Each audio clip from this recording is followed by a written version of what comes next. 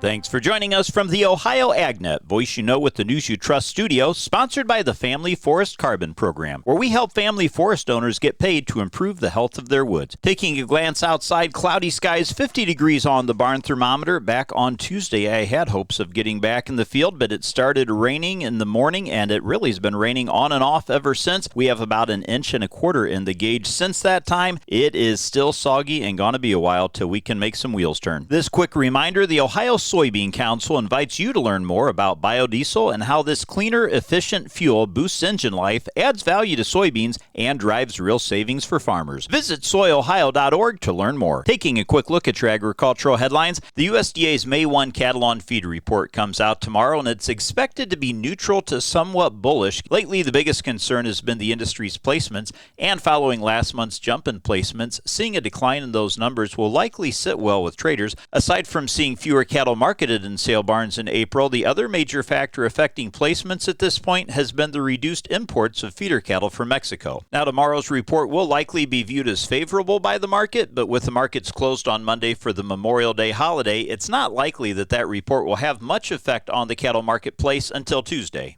In other agricultural headlines, we have average retail fertilizer prices for 7 of the 8 major fertilizers that we track higher compared to where they were just a month ago. Prices for 3 of those were actually significantly higher. Leading the way higher again was the price of urea, which was up 9% from last month at $469 per ton. Both UAN 28 and UAN 32 were 8% more expensive than a month ago. UAN 28 had an average price of $412 a ton, while UAN 32 was $484 a ton. Now, the price of the other 4 fertilizers were up just slightly compared to where they were a month ago. DAP had an average price of $794 a ton, while MAP came in at $825 a ton. Potash was $469 a ton, and 1034O came in at $666 per ton for an average price nationwide. Now, for the first time since the last week of February, the price of one fertilizer was down from last month, that being anhydrous ammonia. It had an average price of $777 a ton this week, down from $781 the second week of April. On a price per pound nitrogen basis, the average urea price was 68 cents per pound unit nitrogen. Anhydrous was 47 cents a pound. UAN 28 was 74 cents a pound, while UAN 32 was 76 cents per pound unit nitrogen. Now, looking back a year ago, the price of 5 fertilizers are higher compared to where they were. DAP is 1% more expensive. 1034O is 4% more expensive. Both urea and UAN 28 are 13% higher compared to where they were a year ago. UAN 32 is up 16% looking back 1 year, but the remaining 3 fertilizers tracked are lower, with MAP down 1%,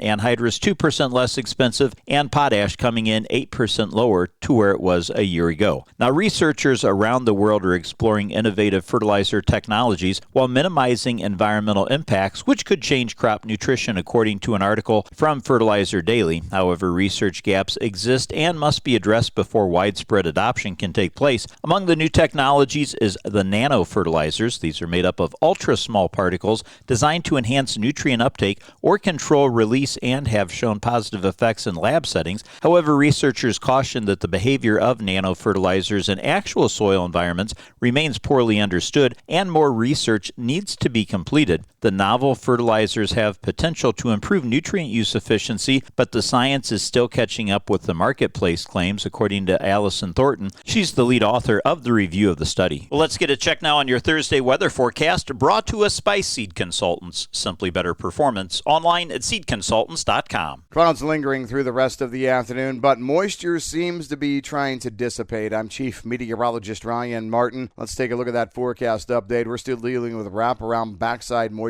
circulating through the Buckeye State. This morning, the northern part of the state was fairly active. Here, as we move through the later afternoon hours, we should start to see this activity fall off. Clearing tries to take place overnight tonight, and tomorrow I think we turn out partly sunny, but a little bit on the chilly side. Cold Canadian air wrapping down around the backside of this low. Those temperatures start to moderate a little bit on Saturday, although it's still cool. Sunday, Monday look nice. I think we still have to watch for a little bit of hit and miss scattered shower and thunderstorm action south of I-70 on Sunday, but then the rest of next week is going to be fully dry. Back to the fields we go next week. I'm Ryan Martin. Thanks, Ryan. Let's get an analysis on today's today's markets from Leist Mercantile. This update brought to us by Brandt, helping growers take control for over 70 years. This is Ryan Metzger with Leist Mercantile with your weekly export sales update. The USDA announced export sales for the week ending May 15th. On corn, we had 1.190 million metric tons of old crop, which was in line with expectations. 218,000 metric tons of new crop, which was below expectations. Soybeans had 307.9 thousand metric tons of old crop, which beat expectations,